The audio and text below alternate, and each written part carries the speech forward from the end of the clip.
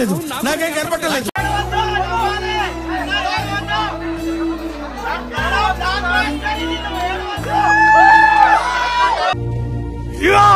నా కొడుకు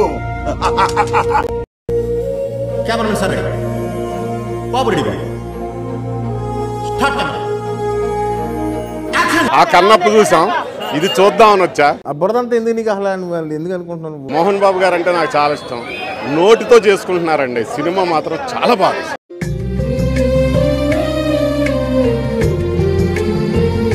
సినిమా బాగానే తీశారు, క్లైమాక్స్ బాగా చేశాడు Vishnu.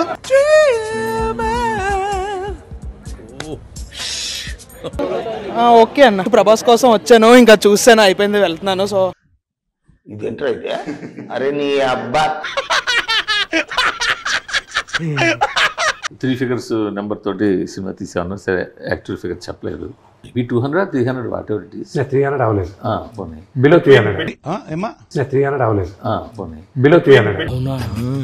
If the movie is a hit, పెద్ద హిట్ అయితే, డైలాగ్ కొంచెం అతికలేదు. దే సెడ్ ఈ మూవీ గాని ఇంత కలెక్ట్ అయితే will give you this number అన్న. I said get the check ready అన్న.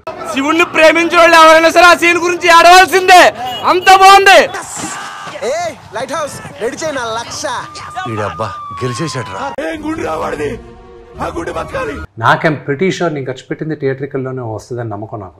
What vision, what thought.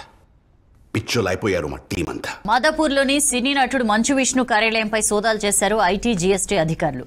ఇటీవల భారీ బడ్జెట్ తో కన్నప్ప సినిమా నిర్మించడంతో తనిఖీలు చేపట్టారు అధికారులు.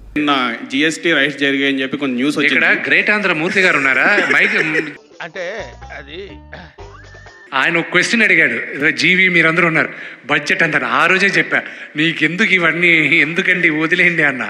లేదు లేదు చెప్పు అన్నాడు. చెప్పాను, నిన్న వచ్చి నా ఆఫీస్లో కూర్చున్నారు జిఎస్టీ వాళ్ళు. దెబ్బ అదర్స్ కదా.